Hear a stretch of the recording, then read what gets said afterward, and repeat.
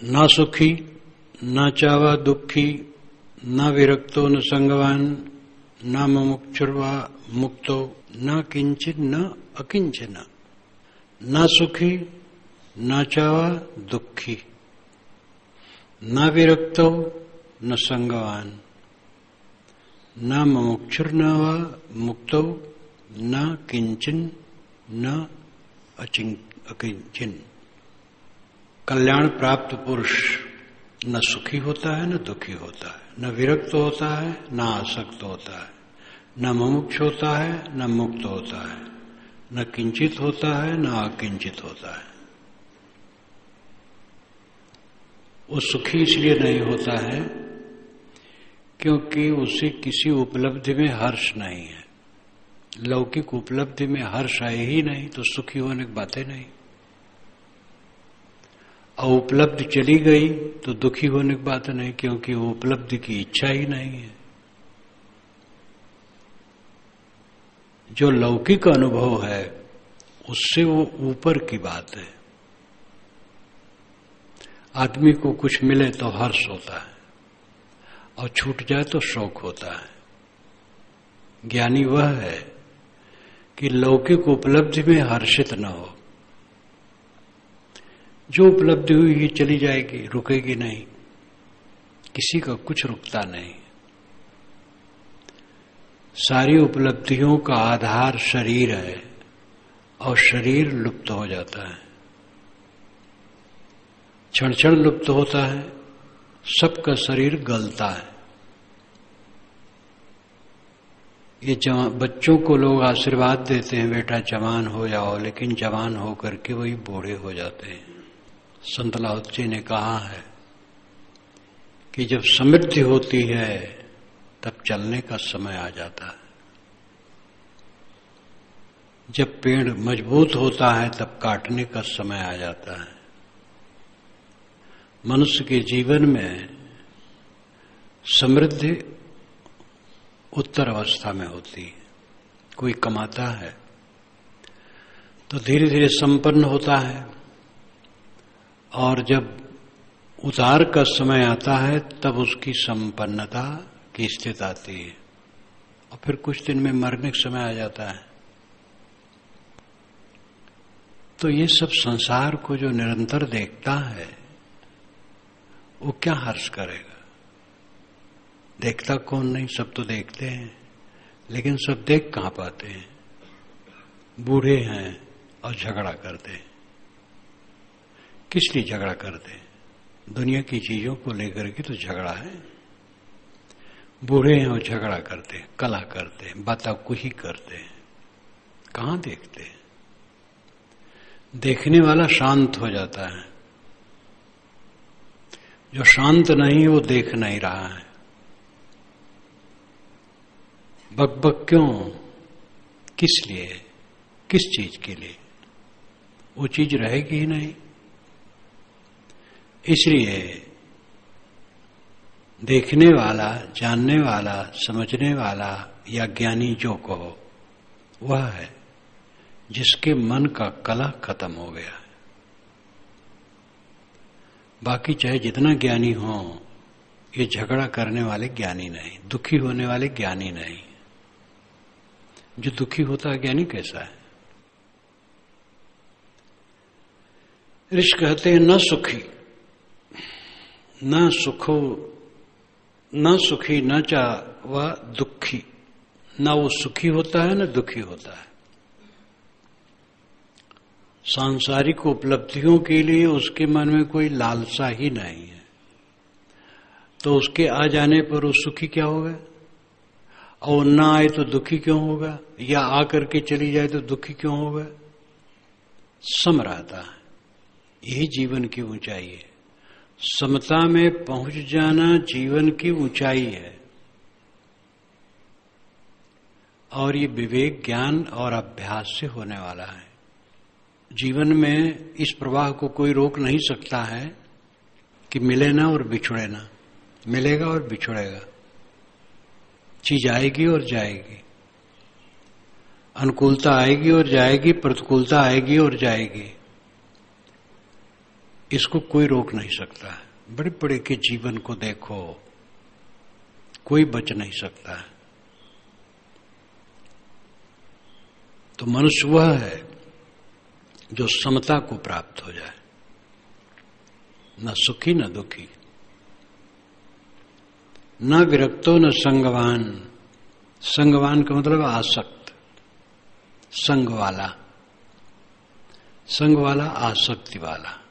जब संगवान ही नहीं है तो विरक्त होने की बात ही नहीं, आसक्ति ही नहीं है तो वैराग्यवान है कहने की क्या जरूरत है? आसक्ति ही नहीं है, इसलिए वैराग्यवान होने के लेबल लगाने की कोई जरूरत नहीं। सम है वो।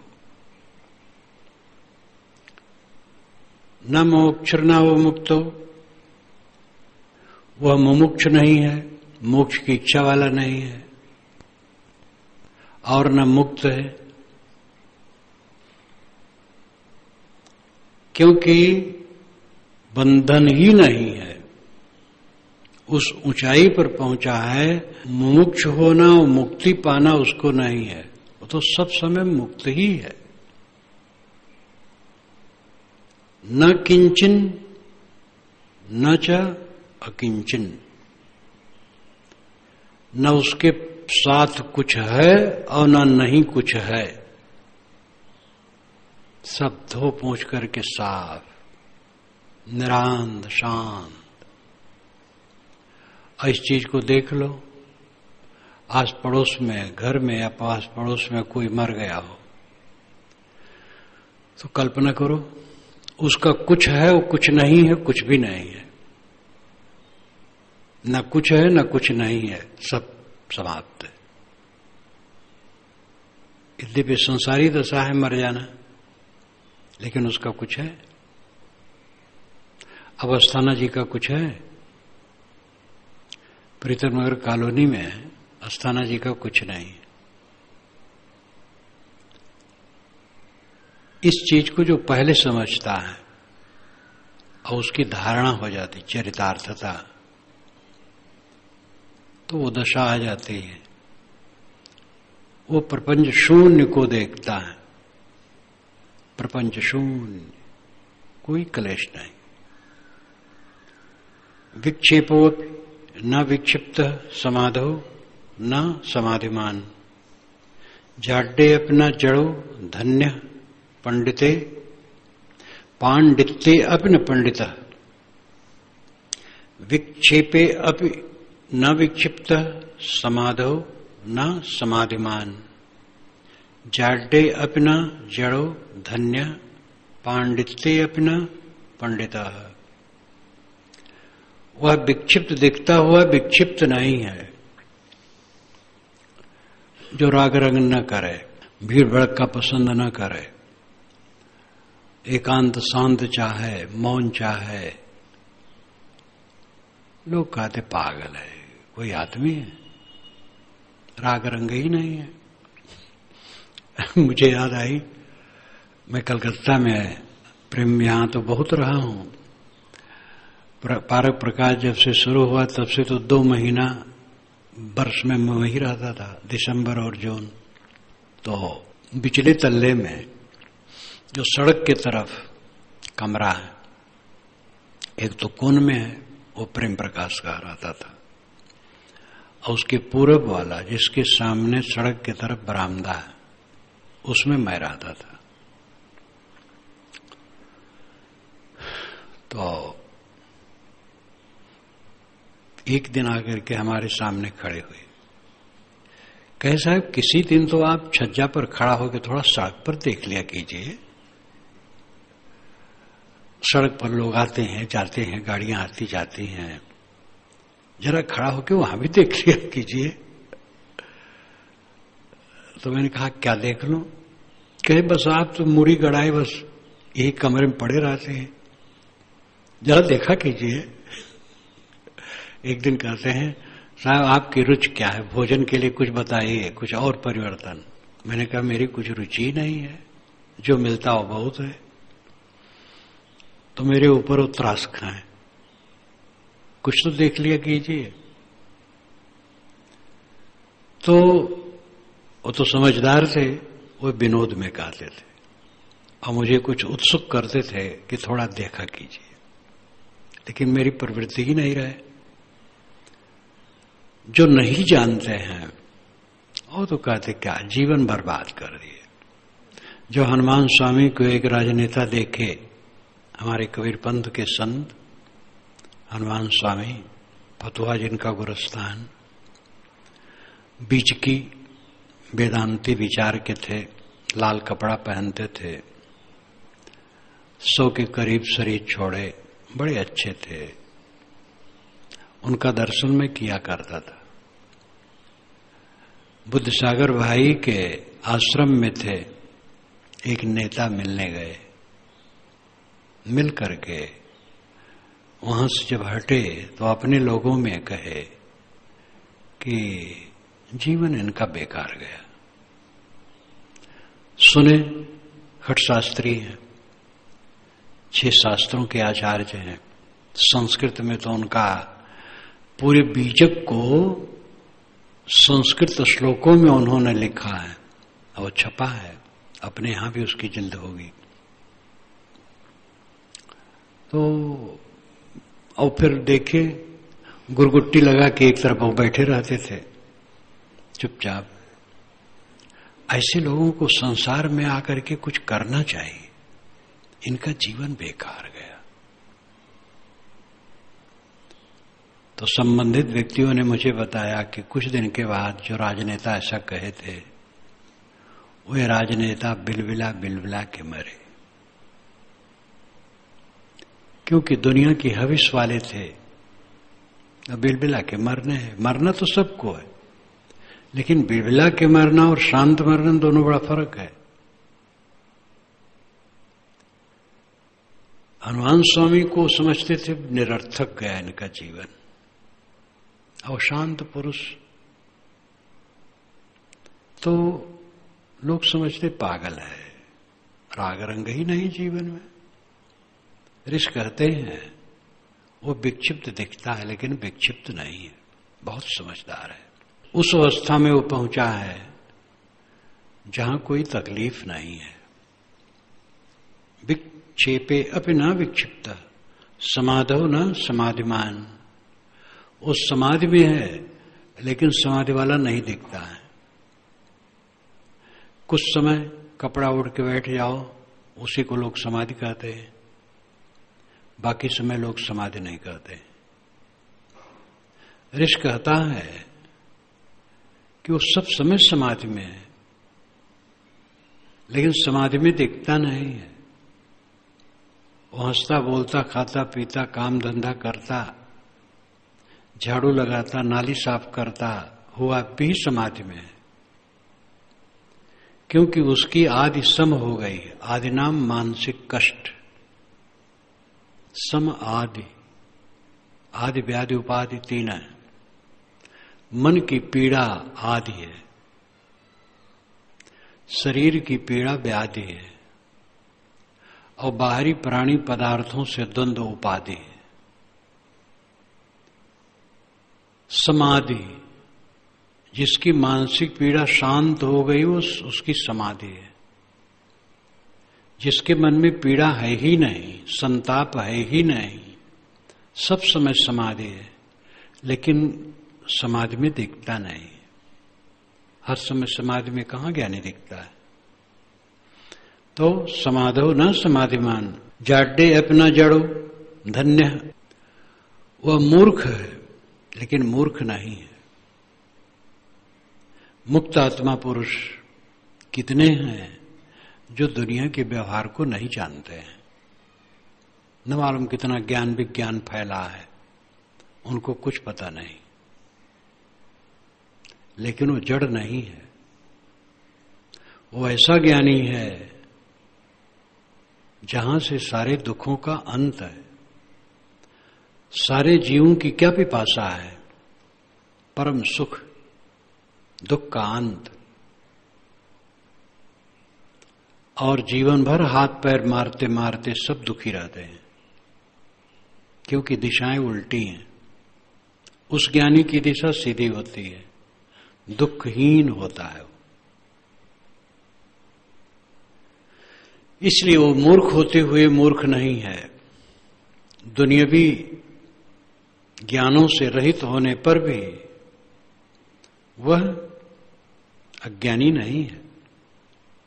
पांडित्य अपना पंडिता, उसमें पांडित्य है लेकिन पंडित नहीं है। पांडित्य का अभिप्राय है विवेकवती बुद्धि संपन्न होना। जिसमें विवेकवती बुद्धि हो पंडित है, लेकिन वो पत्राधारी पंडित नहीं है। शायद श्लोक कोई शुद्ध न बोल पावे, पढ़ भी न पावे, शास्त्रों के विषय में कुछ व्याख्यान न दे पावे, लेकिन महापंडित है। उसी मनुष्य की शोभा है, उसी मनुष्य के जीवन की सफलता है जिसके मन से दुख निकल गया। अब दुख नहीं है। दुख तो हम खरीदते हैं अपनी मूर्खता से। जिस समय हम दुखी होते हैं वज्र मूर्ख हैं। ज्ञानी वह है जो दुखी नहीं होता है। इस दुनिया में रह करके दुखी होने की जरूरत है जहां की कुछ ठिकाना नहीं है। किस लिए दुखी हो? पांडित्य अपने पंडिता मुक्तो यथा स्थित स्वस्थ कृत कर्तव्य निर्वृत सम सर्वत्र वैतृष्णात्म अस्मरत कृतम कृतम। मुक्तो यथा स्थित स्वस्थ, वह सब समय मुक्त है और यथा स्थित स्वस्थ है। मुक्त का मतलब छुटा हुआ, सारे बंधन जिसके कटे हैं, कोई खिंचाव कहीं नहीं है। न कुछ देखने की इच्छा है, न सुनने की इच्छा है, न पाने की इच्छा है, कुछ भी इच्छा नहीं। यथा स्थित स्वस्थ, यथा स्थित स्वस्थ का मतलब है जिस किसी अवस्था में प्रसन्न, पीड़ा रहित। स्वस्थ का मतलब है अपने आप में विश्रांत, स्वस्थ, स्व में स्थित, अपने आप में संतुलित, शांत। यथा स्थित स्वस्थ, जैसी भी स्थित हो स्वस्थ। कीचड़ में है, सूखी जमीन में है,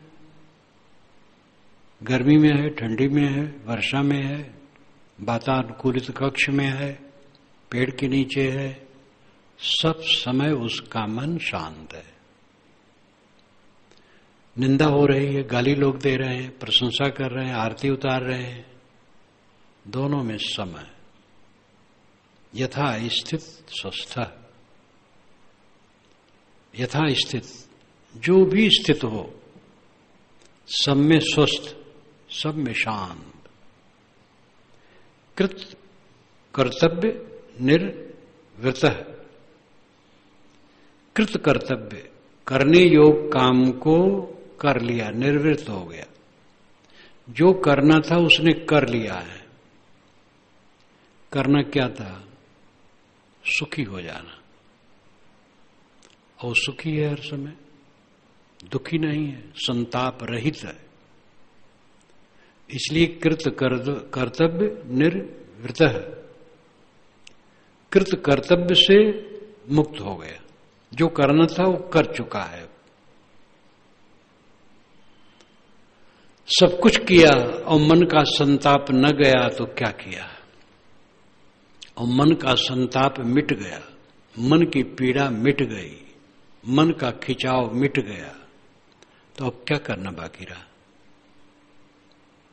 अब तो बस इतना है, शरीर का निर्वाह करना, उसके लिए काम धंधा करना, साथ ही सहयोगिक सेवा करना, जो अपनी योग्यता हो उससे सेवा करना, ये सहज कर्तव्य है। उद्देश्य अब नहीं रहा, उद्देश्य पूरा हो गया है।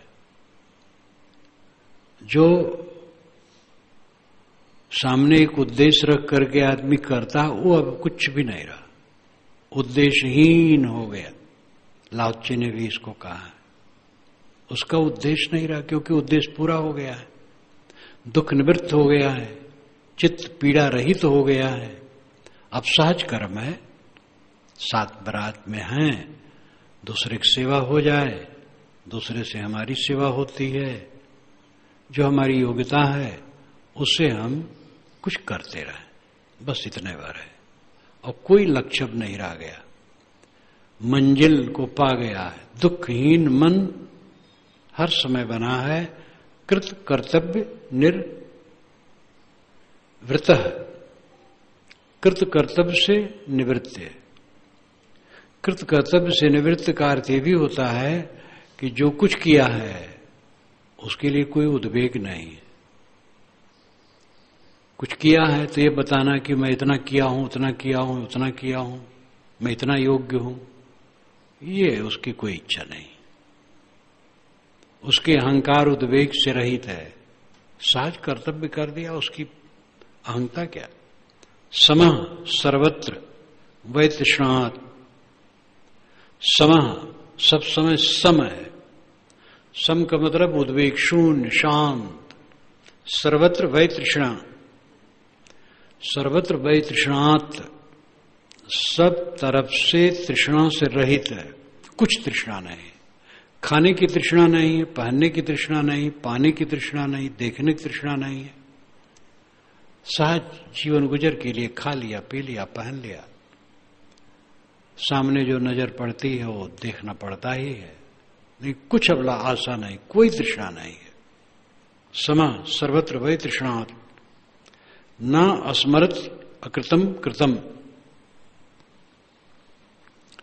वो अकृतम और कृतम का स्मरण नहीं करता है, क्या कर पाया क्या नहीं कर पाया ये नहीं सोचता है।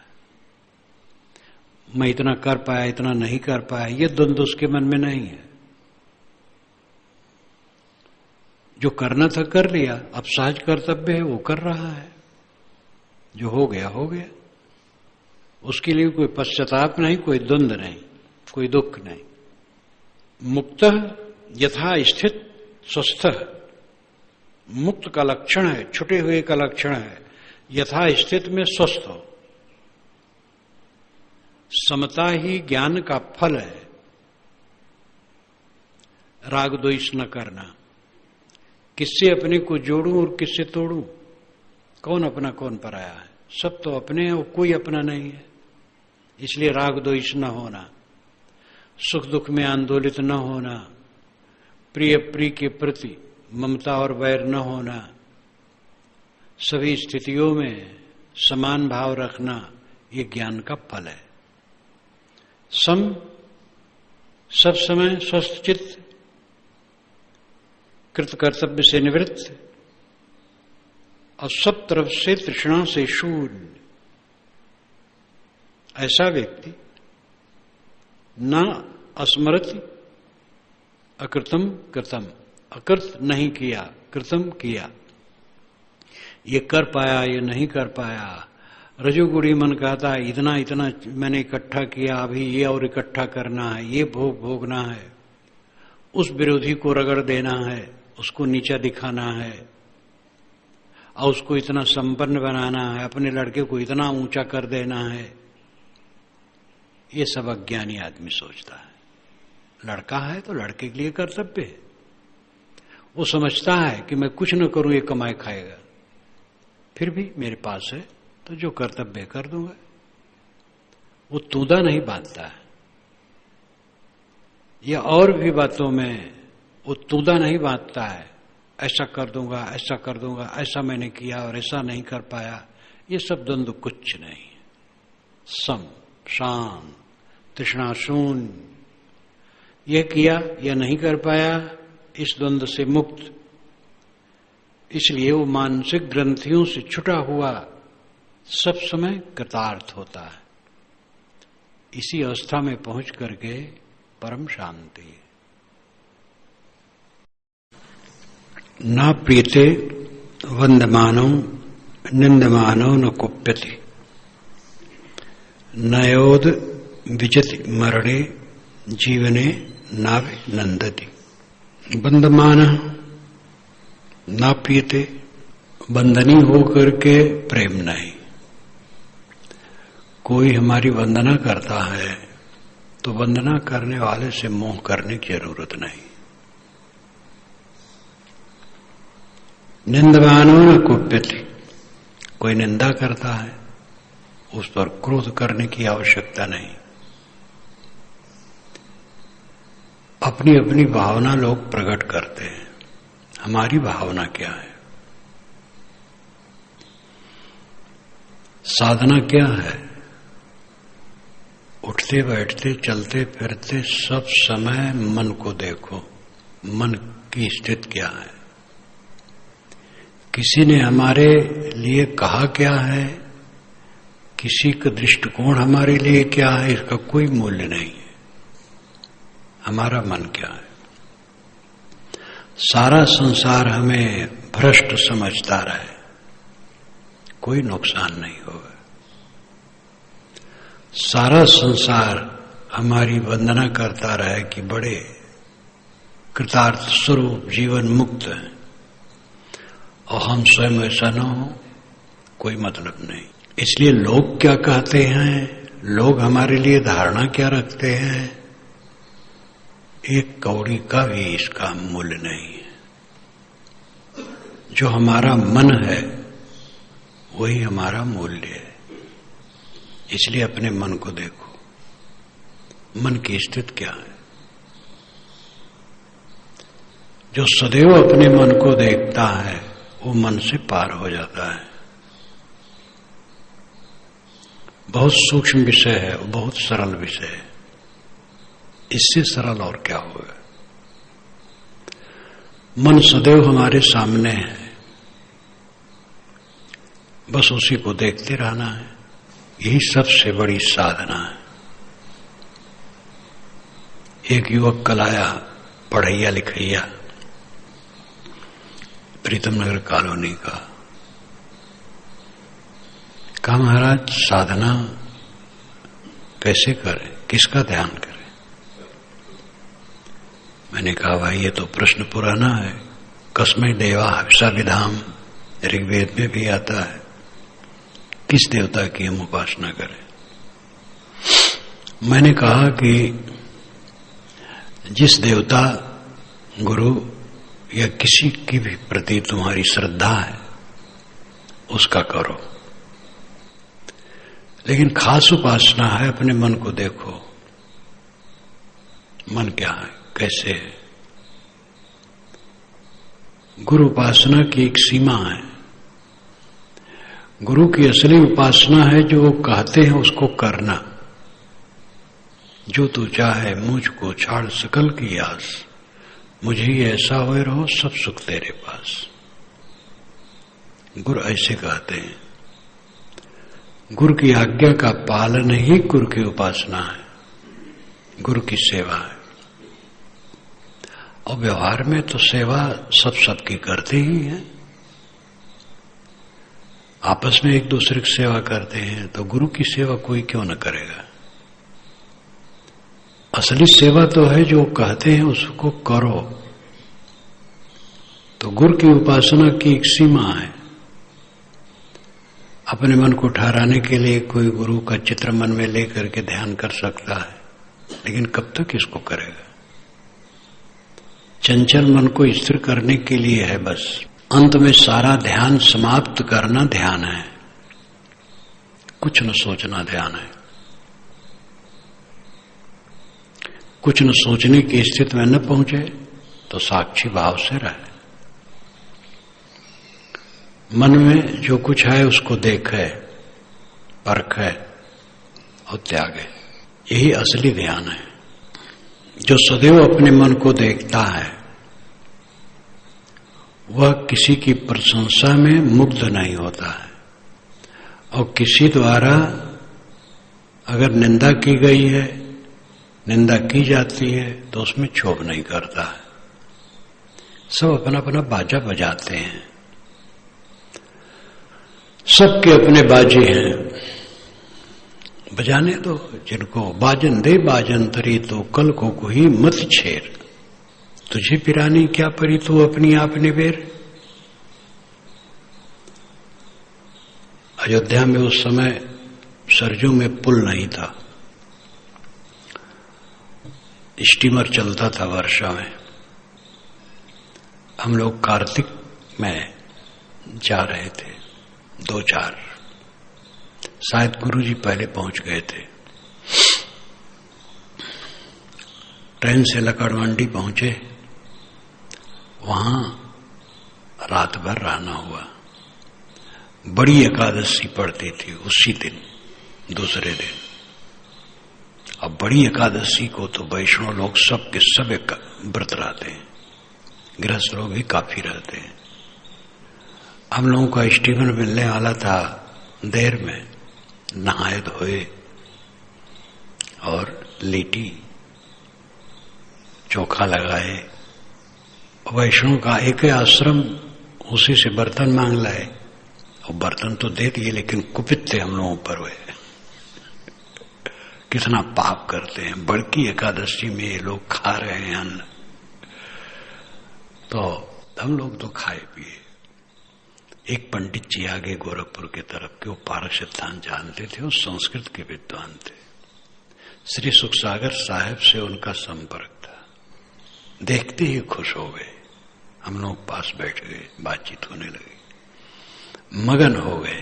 पूर्ण साहब की त्रिज्या के अंतिम में जो अस्तित्व परक सभा है, उसमें बहुत याद था उनको। उन्होंने कहा, जाते सकलो परख या सो पारख निज रूप, तहां हो स्थिर तो नहीं छाई ब्रह्म को। बातचीत चलने लगी, इतने में वो आश्रम के एक तेज तर्रार साधु आ गए, जिनकी उम्र 40 तक रही होगी। बैठे सुनने लगे, लेकिन उनको तो क्रोध था खास, तो बीच में बोल पड़े। लेकिन कबीर की ये बात अच्छी नहीं है कि पाथर पूजे हर मिले तुम्हें पूजो बाहर।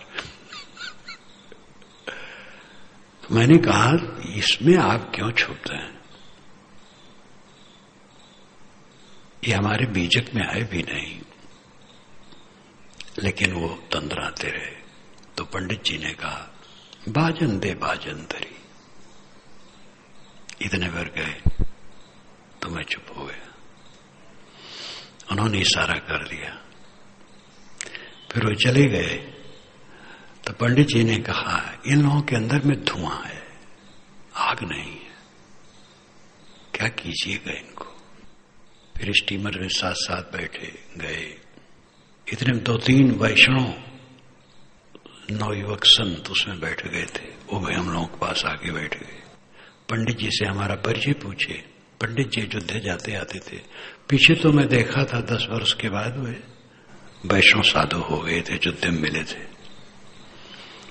तो उन्होंने हमारा परिचय पूछा, जो नए साधु थे, तो हम लोगों के लिए वो बड़ी प्रशंसा की। पारक सिद्धांत वो अच्छी तरह से जानते थे, लेकिन अब उनकी निष्ठा थी जिसमें, उसमें गए। कितने ऐसे हैं कि जहां रहता जाते हैं, लेकिन मूल बात पर ध्यान देते हैं। ऐसे ऐसे वैष्णव संत हमें मिले हैं, जब मैं साक्षी भाव की बात बताई तो उन्होंने स्वीकारा। यही असली साधना है। तो लोग क्या कहते हैं हमारे लिए, ये सोचना, ये तो आज अनाद काल से ही तब सोच सोच करके दुख को प्राप्त ही किए हैं। जो पुराना रास्ता है वो कब तक पकड़े रहोगे। राग करना, द्वेष करना, क्रोध करना, भभकना, उलटना पलटना, उलझना, लोलुप रहना, लालची रहना, खाने पीने में लालची, रुपया पैसा में लालची, मान बढ़ाई में लालची, लोग मुझे जाने माने इसके लिए लालची। ये तो सब सदा से रहे ही हो, और यही रास्ते में रहना है तो फिर क्या मतलब होगा। सबसे निरस्त हो जाओ, निष्काम हो जाओ, अस्तुत पाकर के खुश न हो, निंदा पाकर के ना खुश न हो। जो अस्तुत से खुश नहीं होगा वो निंदा पाके ना खुश नहीं होगा। ना प्रीते वंदमानो निंदमानो न कुप्यति। किसी से वंदना पाकर के वह उससे मोह नहीं करता है, और किसी से निंदा पाकर के वह उससे क्रोध नहीं करता है। ना एव उद्विजित मरणे, मरण की याद करके उद्वेगित नहीं है। मरण की स्थिति आ जाए तो उद्वेगित नहीं होगा। मरण आना है सबको, कोई बच नहीं सकता है, कोई बच नहीं सकता है। दूसरे पर क्या उंगली उठाते हो? तुम स्वयं मरण धर्मा हो। सबको उस द्वार पर पहुंचना है। नम्र हो जाओ, अहंकार न करो।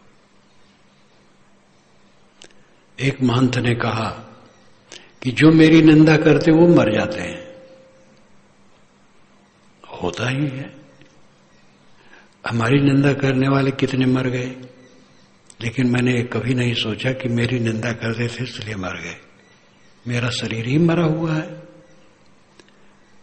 और महंत भी बहुत दिन हो गए मर गए। तो मरना तो सब शरीर को है, सभी शरीर मरते हैं। ये सोचो कि अभी मृत्यु की स्थिति आ जाए तो क्या उद्वेग होगा? और उद्वेग होगा तो स्थिति कहां है? देह में चिपकाहट ही मृत्यु भय उत्पन्न करती है। देह में चिपकाहट नहीं है, मृत्यु होने में कोई चक्कर नहीं है, कोई दुख नहीं है। ना योद विजित मरणे, मरण की स्थिति आने पर कोई उद्वेग नहीं है। जीवन है नाभिनंदती, जीवन के लिए कोई अभिनंदन नहीं है। शरीर अभी कुछ दिन रहे, कोई आवश्यकता नहीं। संसार का कुछ और काम कर दूं, संसार को कोई आवश्यकता तुम्हारी नहीं। तुम भ्रम में हो, तुम नहीं रहोगे तो संसार डूब जाएगा। संसार अनादि काल से चलता है। ये तृष्णा कि मैं सबको जगा दूंगा, मैं जब तक रहूंगा ठीक रहेगा, नहीं बिगड़ जाएगा, ये महाव्यामोह है। विवेकवान ये बिल्कुल भी नहीं सोचता है। इसलिए जीने की कोई आवश्यकता नहीं है। ऐसी स्थिति मन की आनी चाहिए। न धावत जना कीर्णम,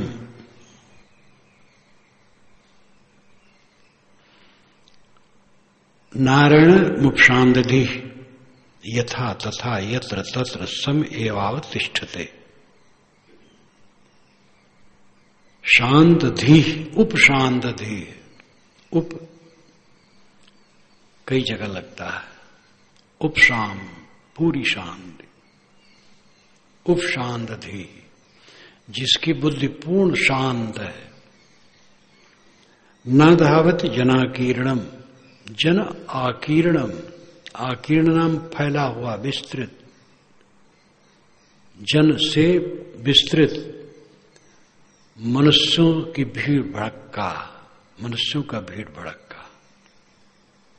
न धावत जनाकीर्णम, वह ज्ञानी पुरुष सभा सोसाइटी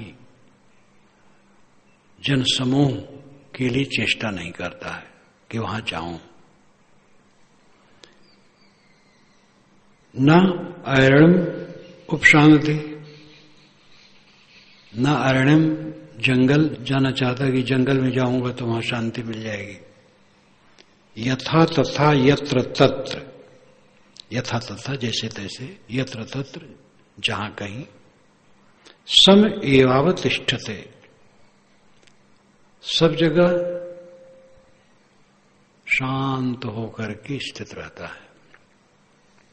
जंगल हो, गांव हो, शहर हो, बस्ती हो, नदी का तट हो, पेड़ हो, मकान हो, जब जहां स्थित आई वहां वह शांत है। भीड़ भड़क्का की अपेक्षा एकांत ठीक है, लेकिन एकांत तो मन का दृष्टा होना है। एकांत में जाकर के कोई मन में उद्वेगित रहे तो एकांत क्या करेगा? एकांत साधारण साधक के लिए ज्यादा खतरा से खाली नहीं है। साधारण साधक को तो संतों के साथ रह करके सेवा भक्ति में लगा रहे, व ध्यान मनन में लगा रहे। ज्यादा एकांत उसके लिए भयंकर खतरा है।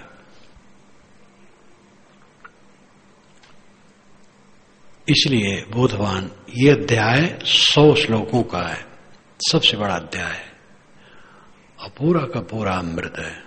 ये अंतिम श्लोक है इसका। न धावति जना किरणम नारायणम उपशांदधि यथा तथा यत्र तत्र समएवावतिष्ठते। उपशांदधि पूर्ण शांति बुद्धि वाला व्यक्ति न भीड़ भड़क्का की इच्छा करता है और न जंगल की इच्छा करता है।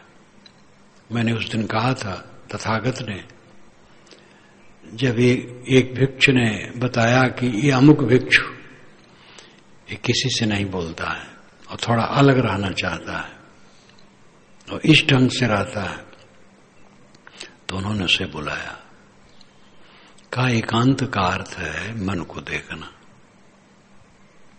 तुम मन को देखते हो तो एकांत हो। अपने शरीर और मन की स्थिति देखो, क्या उसमें उठ रहा है, तो मानो एकांत में हो। और इसको न देख पाओ, खाली अकेले रहो तो और खुरापात होगी। अकेले में पता नहीं क्या क्या सोचोगे, क्या क्या करोगे। सत्संग में जो दाब रहती है अकेले में नहीं रहती। सत्संग में मर्यादा से रहने की चेष्टा होती है। खाने पीने में, लेने देने में, व्यवहार बरतने में और किसी चीज में, सब में अदब लिहाज रहता है दूसरे का। अब अकेले में तो ठिकाना नहीं है, मन कहां कहां ले जाए। जहां सामान्य भक्त हैं, सब अधरे में कन्वय राजा, बहुत अंधे अंधे हैं तो एक कन्वा ही राजा है। रोक न बेरोक तहां रड़वे पुनीत, ये भी कहा जाता है। जहां पेड़ पल्लो नहीं है तो एरण का पेड़ ही बहुत पुनीत है।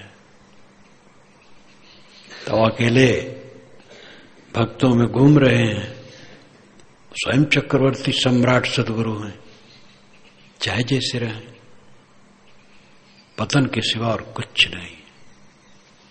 नजर दौड़ा करके देख लो, जो साधु संगत छोड़ करके चक्रवर्ती सम्राट बनना चाहते हैं गुरुपद का, उनकी दशा देख लो क्या है। सब भटक रहे हैं। जो उनमें योग भी थे, प्रतिभावान भी थे, वे भी 2 कौड़ी के नहीं रह गए। ये सहज नहीं है। ये मन और इंद्रियां और अहंकार, इनको रगड़ करके साफ करने का काम शुद्ध संगत में ही संभव है। फूल के साथ कांटे हैं। गुलाब का फूल बहुत महत्वपूर्ण है। जवाहरलाल तो गुलाब का एक फूल सदैव अपने जेब के पास टाके रहते थे। गुलाब का फूल बड़ा महत्वपूर्ण है, लेकिन साथ में कांटे हैं। गुलाब के पेड़ में कांटे होते हैं। जिसमें कांटे नहीं होते, कीड़े मकोड़े तो होते ही हैं। पानी है तो कीचड़ हो जाएगा। संगत में सहना पड़ेगा, सबका अपना स्वभाव है। कोई उसी बात को मिठास से कहता है, कोई भड़क के कहता है, कोई बीच में है, न भड़कता है न मिठास है, दूसरे ढंग से कहता है। ये सबका बाजा है, अपना अपना बाजा सब बजा रहे हैं। अब अपने अपने बाजा के लिए वही ध्यान दे तो उसको ठीक कर सकते हैं। हमें सबका सा लेना है, अब अपने को देखना है। संतों की शरण में सिर डाल करके ही सुधार है। अकेले पढ़ करके पतन के सिवा कुछ नहीं। समय लगता है। जो साध संगत छोड़ करके स्वतंत्र के नाम पर घूमते हैं, तत्काल लगता है कुछ करके दिखाएंगे। 2-4 वर्षों में जो दुर्दशा होती है वो सब प्रत्यक्ष है। इसलिए जो कल्याण चाहे कभी प्रमाद न करे। बिना सहे छुट्टी नहीं है, जहां रहोगे सहना पड़ेगा।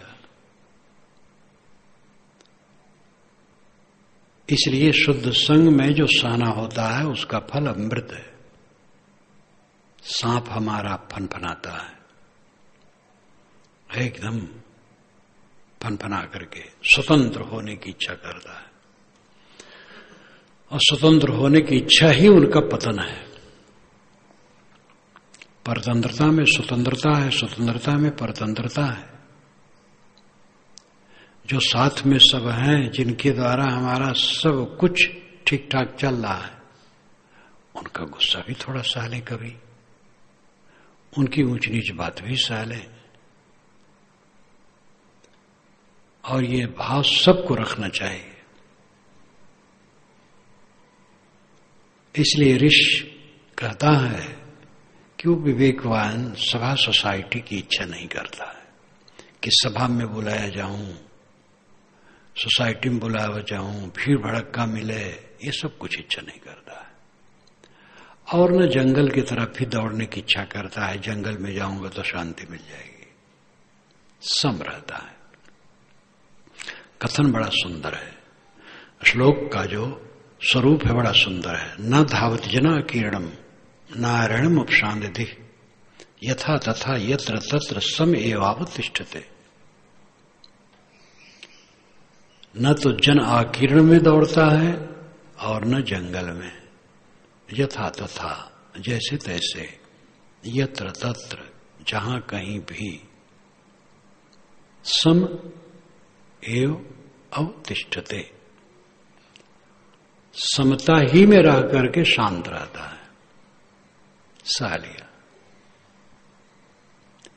यदा क्षमते सर्वम ब्रह्म संपद्यते तदा, ये महाभारत का आधा श्लोक है।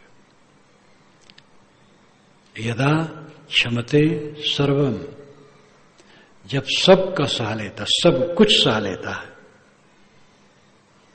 ब्रह्म संपद्यते तदा, तब वो ब्रह्म हो जाता है।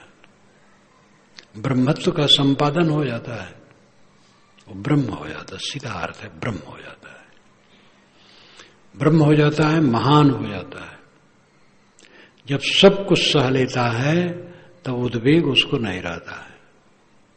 उद्वेग रहेगा तो सह नहीं पाएगा। हम लोग साधु हैं, मरने का कफन बांधे हैं, कितना साधु हैं। ये स्वयं अपने अपने देखो, कितना हम सहनशील हैं। सांप कब कब फनफना उठता है, देखो अपने को। शरीर बुढ़ा सकता है जब ये अहंकार बुढ़ा है। जो भक्त हैं, सज्जन हैं, गृहस्थ हैं, वो भी तो साधन में लगे हैं, भले कपड़ा नहीं बदले, लेकिन वो ये छुट्टी नहीं पाएंगे कि हम क्रोध कर तो चलेगा। दुख उनको भी होगा। इतने दिनों से सत्संग में आते जाते हैं, समझते बूझते हैं, साधु हैं, भगत हैं, सज्जन हैं, सत्संगी हैं, लेकिन सांप अभी मरा नहीं है, फनफना उठता है। सब कुछ निर्विकार भाव से साले शांत, वो ब्रह्म है। इसका मतलब अंदर में सांप अब नहीं है, मर गया। लेकिन मन को मृतक जान के मत कीजिए विश्वास, साधु तहां तक भय करें जब तक पिंजर सांस। कभी निडर नहीं होना, डरते रहो, ये जिंदगी बेकार ना हो जाए। डर करनी डर परम गुरु, डर पारस डर सार। डरत रहे सो उबरे गाफिल खाई मार। मन मर गया है तो भी सावधान रहना, जी न जाए। जब तक जीवन है तब तक बड़ी सावधानी की आवश्यकता है। तो ऋषि इस अध्याय के आखिर में कहता है, न धावत जना कीर्णम नारायणम उपशांत यथा तथा यत्र तत्र समय अवतिष्ठते। ज्ञानी पुरुष न तो भीड़ भड़का की इच्छा रखता है, न जंगल की इच्छा रखता है। जब जहां जो स्थित हुई सब समय शांत, सरल, शुद्ध, ये कृतार्थ अवस्था है।